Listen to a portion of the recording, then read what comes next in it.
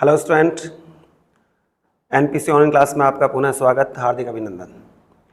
Dear student, last class में हमने specially जो स्ट्रक्चर पढ़ा था वो हमारे पास ये स्ट्रक्चर था जिसे हमने नाम देना है गुरु बीजाणु धानी। यानी लास्ट क्लास तक मैं आपको गुरु बीजाणु धानी के बारे में सब कुछ बता चुका हूँ। गुरु बीजाणु धानी को हम स्पेशली एक और नाम देते हैं और वो नाम है बीजांड। ऑब्वियसली जैसा कि इसका नाम गुरु बीजाणु धानी है तो इसे क्या करना है, आगे चलकर गुरु बीजाणु बनाने हैं और वही गुरु बीजाणु आगे चलकर मादा युग्मकोद्भिद की प्रथम कोशिका बनेंगे। सो डियर स्टूडेंट, किस तरह से यहाँ पर गुरु बीजाणु बनते हैं, किस तरह से ये सारी संरचना बन रही है, ये मैं आपके सामने बताने जा रहा हूँ। स्टूडेंट, मैंने आपको बताया था कि बीजांड काय, जो कि स्पेशली बीजांड का एक प्रमुख भाग होता है, मेन पार्ट होता है, उसकी कोशिकाएं मृदुतकीय होती हैं। आई रिपीट, मैंने एक वर्ड यूज़ किया है मृदुतकीय, यानी उन कोशिकाओं में विभाजन की क्षमता है। और बीजांड काय की प्रत्येक कोशिका डिप्लॉइड यानी 2n द्विगुणित होती है। सो स्पेशली गुरु बीजाणु जनन के दौरान होता क्या है कि बीजांड काय की कोई एक कोशिका, आप ये देखिए बीजांड काय है, कोई एक कोशिका भोजन का संचय करके, फूड स्टोर करके आकार में क्या हो जाती है, बड़ी हो जाती है। और उस बड़ी कोशिका को जो कैसी है, द्विगुणित कोशिका है। द्विगुणित क्यों है? क्योंकि ये हमने कहाँ से लिए, बीजांड काय से लिए। तो ये द्विगुणित कोशिका परिणत विभाजन करके, परिणत विभाजन पेरिफेरी पे होता है, पेरिफेरी में कोशिकाएं बाहर की ओर बनती हैं। तो आप ये देखिए परिणत विभाजन करके इसने दो कोशिकाएं बनाई। चूंकि विभाजन समसूत्री विभाजन हुआ है तो दोनों कोशिकाएं भी कैसी होंगी, 2n और 2n होंगी।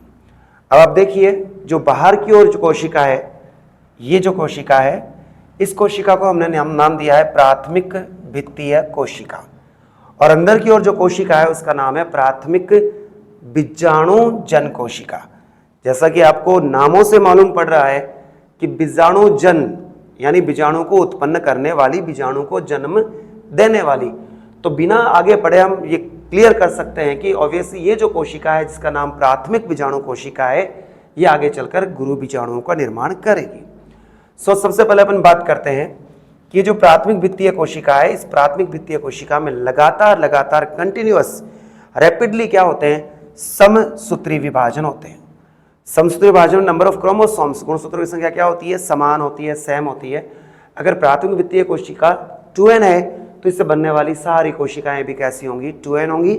और ये सभी कोशिकाएं आपस में मिलकर इस बीजांड काय के चारों ओर, इस बीजांड काय के चारों ओर दो क्या बना लेती है, इंटेग्यूमेंट या अध्यावरण बना लेती है। अध्यावरण के बारे में हम लोग पहले डिस्कशन कर चुके हैं। सो कंफर्म है कि अध्यावरण का निर्माण किससे हुआ है, समसूत्री विभाजन से हुआ है। कौन सी कोशिका से हुआ है, प्राथमिक भित्तीय कोशिका से हुआ है। इट मीन्स अध्यावरण की, ये आपके सामने दो अध्यावरण हैं, एक और एक दो, प्रत्येक कोशिका भी कैसी होगी, द्विगुणित होगी। नौ प्राथमिक भित्तीय कोशिका का चैप्टर क्लोज। अब चलिए अपन चलते हैं कौन सी कोशिका में, प्राथमिक बीजाणुजन कोशिका में। इस कोशिका में अर्धसूत्री विभाजन होता है।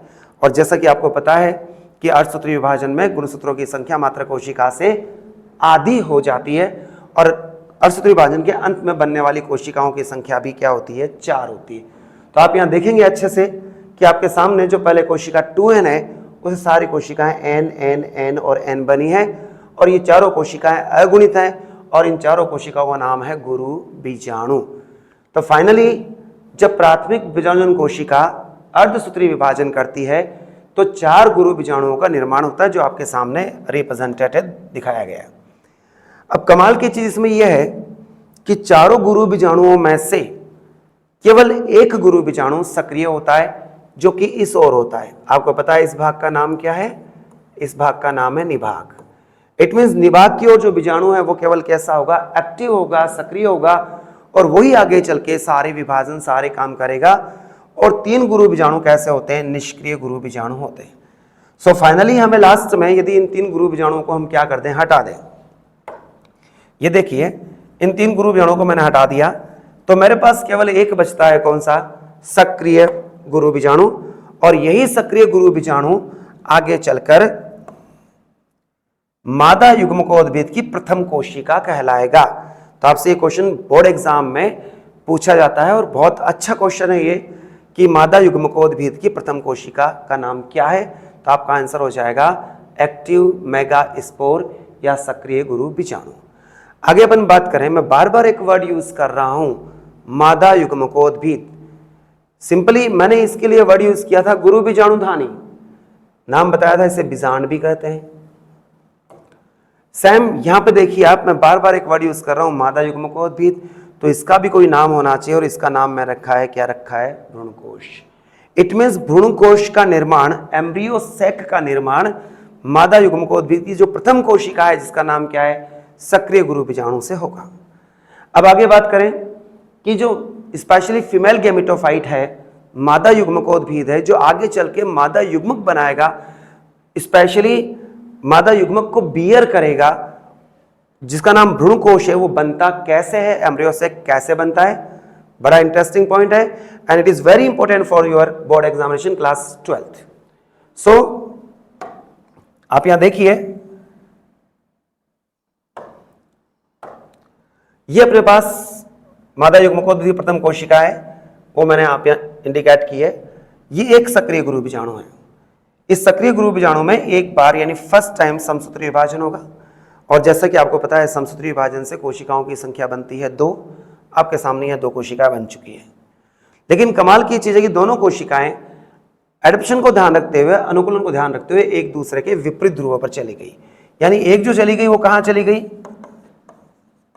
निभाग की ओर चली गई, और दूसरी कहां रह गई, बीजांड द्वार की ओर रह गई। चूंकि ये 2 ध्रुवों पर क्या हो गई, एडजस्ट हो गई, 2 ध्रुवों पर स्थापित हो गई, तो हम कह सकते हैं ये कौन सी सेल हो गई, पोलर सेल हो गई, ध्रुवीय कोशिकाएं हो गई। आप समझ गए होंगे इनके, हमने ध्रुवीय कोशिकाएं क्यों बोला है। ध्रुवीय कोशिका हमने इसको इसलिए बोला है कि ये 2 अलग अलग विपरीत ध्रुवों पर है, एक निभाग की ओर है और एक बीजांड द्वार की ओर है। अब इन दोनों ही ध्रुवीय कोशिकाओं में 2 बार समसूत्री विभाजन होता है, 2 बार। अगर 1 से 2 कोशिकाएं बनती हैं तो 2 से कितनी बनेंगी, 4। तो ऐसी कंडीशन में दोनों ध्रुवों पर 4-4 कोशिकाओं का समूह बन जाता है, जो आपको डायग्राम में दिखाई दे रहा होगा। अब हम बात करें ये चारों कोशिकाएं कैसी होती हैं, अगुणित होती हैं, द्विगुणित होती हैं। तो जैसा कि मैंने बताया कि ये कौन सी विभाजन से बनी है, समसूत्री विभाजन से बनी है, और ये जो अपने पास है ये n कोशिका है, तो बनने वाली चारों कोशिकाएं भी कैसी हैं, n ही होंगी। यहाँ पर कोई भी कोशिका किसी भी हालत में द्विगुणित नहीं होगी। इसके बाद 4-4 कोशिकाएं बनने के बाद आप ये देखिए, कुछ मैंने यहाँ पे एरो इंडिकेट किए हैं। ये देखिए आप, ये अपने एरो हैं, और ये जो एरो ये रिप्रेजेंट कर रहे हैं कि इन 4-4 में से एक कोशिका इसके केंद्रीय भाग की ओर मूव करती है, और केंद्रीय भाग की ओर मूव करके आपस में मिल जाती है। आप यहाँ देखिए, ये आपस में मिल चुकी है। लेकिन इसमें एक बात जो बहुत समझने की है, बहुत ध्यान देने की है, कि मान लीजिए 2 कोशिकाएं मूव करके कहाँ गई हैं, केंद्रीय भाग में गई हैं, लेकिन इन दोनों कोशिकाओं का केंद्रक आपस में कभी भी नहीं मिलता, केवल कोशिका द्रव्य आपस में मिल जाता है। I repeat, it is nucleus, और ये देखिए आप, केवल क्या मिला है, कोशिका द्रव्य आपस में मिला है। तो ऐसी कंडीशन में निभाग की ओर अपने पास कोशिकाएं रह जाती हैं 3, बीजांड द्वार की ओर कोशिकाएं रह जाती हैं 3। अब आपसे पूछे कि इन कोशिकाओं कोई नाम होगा क्या, तो वे कोशिकाएं जो निभाग की ओर हैं और तीनों कोशिकाएं अगुणित हैं, यानी एक कोशिकाओं का क्या है, समुच्चय है। इन कोशिकाओं को हम बोलते हैं प्रतिमुखी कोशिका, और प्रतिमुखी कोशिका यानी होगी antipodal cells. So simply I can say antipodal cells lies toward the, चले जाए एंड, यानी किस ओर होती है, निभाग की ओर होती हैं। आगे आप विपरीत ध्रुव की ओर चलिए, 3 कोशिकाओं का समूह यहां पर भी है। सारी कोशिकाएं, मैं फिर रिपीट कर रहा हूं, सारी कोशिकाएं हैप्लॉइड हैं, अगुणित हैं, कोई भी कोशिका द्विगुणित नहीं है। और ये जो कोशिका है, इन कोशिकाओं का समूह का नाम है अंड समुच्चय या एग एपरेचर। इस अंड समुच्चय में आप स्पेशली ये प्रतिमुखी कोशिकाएं जो थी वो तीनों एक जैसी हैं, इनमें कोई डिफरेंस नहीं है, सब सिमिलर हैं। लेकिन यहाँ पर जो अंड समुच्चय में 3 कोशिकाएं हैं, इन 3 कोशिकाओं में आप डायग्रामेटिक देख रहे होंगे, एक कोशिका कुछ डिफरेंट तरह की है, कुछ अलग तरह की है, और 2 कोशिकाएं एक जैसी हैं। तो 2 कोशिकाएं जो एक जैसी हैं उन कोशिकाओं को हम बोलते हैं सहायक कोशिका। दीज आर सिनर्जिड्स या सहायक कोशिकाएं हैं। और ये जो कोशिका है इसको हम बोलते हैं, ये अपने पास है फीमेल गैमिट, या इसका नाम हो गया मादा युग्मक। यानी ये कौन सी कोशिका हो गई? अंड कोशिका। और अंड कोशिका मादा युग्मक है। और जैसा कि मैंने शुरू में बोला था, मादा युग्मकोद्भिद वो संरचना जो मादा युग्मक का निर्माण करेगी। तो यहाँ पर देखिए ये जो संरचना है इसमें आपके सामने मादा युग्मक है जिसको हमने एक सेल या अंड कोशिका नाम दिया है। और इस पूरी संरचना का नाम ही है भ्रूण कोश, एम्ब्रियो सेक। आई रिपीट, भ्रूण कोश। यहाँ दो वर्ड हैं, एक है भ्रूण कोश जिसमें क वर्ड आ रहा है, और आगे चलकर आफ्टर फर्टिलाइजेशन, निषेचन के बाद हम बात करेंगे, एक नाम और आएगा जिसका नाम होगा भ्रूण पोष। वहां पर प वर्ड है, यहाँ पर क है, और दोनों में बहुत ज्यादा क्या है? डिफरेंस है। आगे हम चलें। अब बीच में देखिए दो कोशिकाएं बची हुई हमारे पास अभी भी हैं, और इन कोशिकाओं को हम बोलते हैं सेकेंडरी न्यूक्लियस या द्वितीयक केंद्रक। तो ये जो भ्रूण कोश आपके सामने बना है, एम्ब्रियो सेक जो आपके सामने बना है, उसमें नंबर ऑफ सेल्स, कोशिकाओं की जो संख्या है वो है 7। देखिए 1 2 3 4, इट इज सिंगल सेल। 5 6 और 7 सेल तो कितनी है? 7। लेकिन इसमें केंद्र का आप देखिए 1 2 3 4 5 6 7 और 8। तो आपसे ये पूछा जाए कि आवर्तबीजी जो पादप होते हैं, एंजियोस्पर्म जो पादप होते हैं, उनका भ्रूणकोश कोशिका के आधार पर और केंद्रक के आधार पर कैसा होता है? तो आप कह सकते हैं कि कोशिका के आधार पर वो 7 कोशिकीय 7 सेलुलर, और केंद्रक के आधार पर 8 केंद्रकीय होता है। और जो वर्ड अभी मैंने आप बोला है इसको जहन में अच्छे से बिठा लीजिए, क्योंकि और कोई कुछ आए या ना आए, आपके आरबीएससी या सीबीएसई एग्जाम में जो मैंने अभी बताया ये क्वेश्चन 101% पूछा जाता है कि भ्रूणकोश कितने कोशिकीय और कितने केंद्रकीय होता है। तो आपका आंसर होगा आवर्तबीजी पादपों में भ्रूणकोश 7 कोशिकीय और 8 केंद्रकीय होता है। Is that clear? अब आगे चलिए। अब इस पूरे डायग्राम को देखिए, यहाँ पर 7 कोशिकाएं हैं, यहाँ पर 8 कोशिकाएं हैं, यहाँ पर ये 2 कोशिकाएं हैं। लेकिन ये जो पूरा भ्रूणकोश बना है, ये पूरा भ्रूणकोश किससे बना है? केवल एक सक्रिय गुरु बीजाणु से बना है। और भ्रूणकोश का ऐसा विकास जिसमें पूरा भ्रूणकोश किससे बनता है? एक गुरु बीजाणु से बनता है, उसे हम बोलते हैं मोनोस्पोरिक डेवलपमेंट या एक बीजाणुक विकास। तो हमारे पास ये जो विकास हुआ है इसका, वो किसे क्या बोलेंगे? उसे बोलेंगे एक बीजाणुक विकास बोलेंगे। उसका रीजन क्या है कि पूरे भ्रूणकोश का निर्माण केवल एक और एक सक्रिय गुरु बीजाणु से ही हुआ है। आगे हम बात करें, हम यहां पर एक वर्ड और यूज करते हैं कि जिस तरह से ये भ्रूणकोश का विकास हुआ है, समसूत्री विभाजन, first second third, movement of cells, arrangement of cells, तो ऐसे विकास को हम नाम देते हैं, उसे बोलते हैं पॉलीगोनम विकास कहते हैं। अब प्रॉब्लम यहां पर आती है कि आप मुझसे पूछ सकते हैं कि साहब इनको आपने पॉलीगोनम ही नाम क्यों दिया? कोई और नाम भी तो दिया जा सकता है। तो सीधा सा कॉन्सेप्ट है डियर स्टूडेंट, आप पता है अपन लोग रूरल एरिया के हैं, गांव के एरिया के हैं, और गांव के एरिया में जो नाम रखे जाते हैं वो कोई ना कोई बेसिक कॉन्सेप्ट पे रखे जाते हैं। जैसे मान लीजिए हमारे गांव में हमारी कोई आंटी हैं, उनका नाम तीजा देवी है। तो मैंने उनसे पूछा कि आंटी आपका नाम तीजा देवी क्यों है? तो बोली मैं तीज के दिन पैदा हुई थी। तो देखो तीज का तीजा से रिलेशन कर दिया। उसी तरह मेरे एक भैया हैं, उनका नाम ग्यारसी लाल है। मैंने पूछा भैया आपका नाम ये नाम क्यों है? तो बोले मैं 11 के दिन पैदा हुआ था।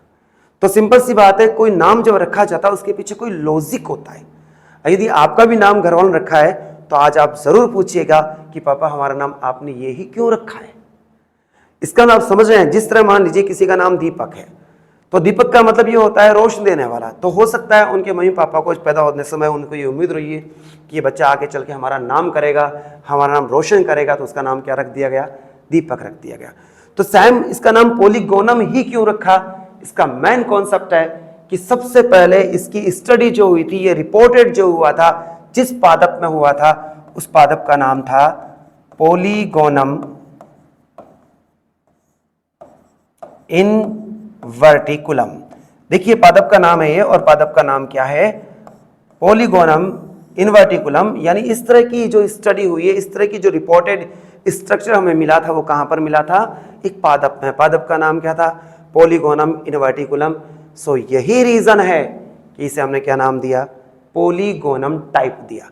अब सिंपल सी बात है, मेरा नाम रखा है, पक्का किसी ने रखा है, आपका नाम है, 100% कोई ना कोई रखने वाला है। तो पोलीगोनम इनवर्टिकुलम की किसी ने स्टडी तो की होगी, और वो स्टडी करने का जो श्रेय जाता है वो एक बहुत प्यारे साइंटिस्ट को जाता है, उनका नाम है Strasburger. Is that clear? So simply polygonum type of development of embryo sac is firstly reported by Strasburger in the polygonum inverticulum plant. Hence it is the reason it is called polygonum type. इस तरह की बड़ी अच्छी और interesting चीजें हम आपको आगे भी बताते रहेंगे, और इसके लिए जरूरी है कि हमारे चैनल से जुड़ते रहें, लाइक करें, सब्सक्राइब करें। और नेक्स्ट क्लास में मैं आपके सामने पोलिनेशन या परागण की बात करूंगा, और आप मान के चलिए जब आप परागण पढ़ेंगे एनपीसी क्लास के थ्रू तो भूलने का तो सवाल ही नहीं उठता। थैंक्स।